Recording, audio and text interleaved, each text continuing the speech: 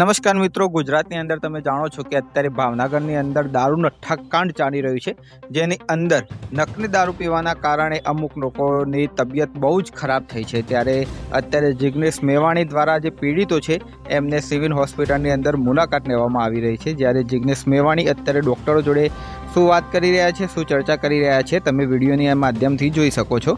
પણ મિત્રો, તમને જણાવવા માંગીશ કે અત્યારે ગુજરાતની અંદર જે લોકો નઠ્ઠાકાંડની અંદર હતા એમાંથી પોલીસ કર્મીઓને પણ સસ્પેન્ડ કરવામાં આવ્યા છે, સાથે પીઆઈને પણ સસ્પેન્ડ કરવાની વાત ચાલી રહી છે। હજી સુધી કોઈ પાકા સમાચાર આવી રહ્યા નથી।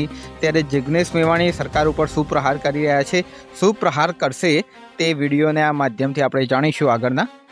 ત્યાં સુધી અત્યારે ગોપાલ ઇટાલિયા શું કહી રહ્યા છે એ જાણીએ। 3 વર્ષ પહેલા આ જ જગ્યાએ અહીંયા જ્યાં બેઠો છું એ જ જગ્યાએ બેસીને બોટાદ બરવાળાના લઠ્ઠાકાંડ બાબતે અમે ગળું ફાડીને બોલ્યા હતા કે આ સરકાર આપણા નિર્દોષ યુવાનોનો ભોગ લે છે। આજે 3 વર્ષ પછી ફરીથી આ જ જગ્યા, આ જ સરકારી ભાવનગરની હોસ્પિટલ, એનું આ જ બિલ્ડિંગ ને એ જ 3જા માળે એ જ વોર્ડના એ જ ખાટલા પર લઠ્ઠાકાંડના દર્દીઓ સૂતા છે। આજથી 3 વર્ષ પહેલા પણ એ જ બિલ્ડિંગ, એ જ 3જા માળના એ જ વોર્ડના એ જ ખાટલા પર લઠ્ઠાકાંડના દર્દીઓ હતા, પણ એ બોટાદના હતા। દર વર્ષે અલગ અલગ જિલ્લામાં લઠ્ઠાકાંડ થાય છે। હજારો બહેનો નાની ઉંમરે વિધવા બને છે।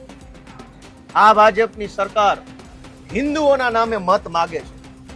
મારે ગુજરાત સરકારના રોયલ સ્ટેટ મંત્રીને પૂછવું છે કે આ રક્ષાબંધન આવે છે, જે બહેનોના ભાઈ આ રોયલ સ્ટેટ પીવાથી છીનવાઈ ગયા, એનો ભાઈ આ ગુજરાત સરકારના રીલ બનાવતા રોયલ સ્ટેટ મંત્રી પાછો અપાઈ શકશે?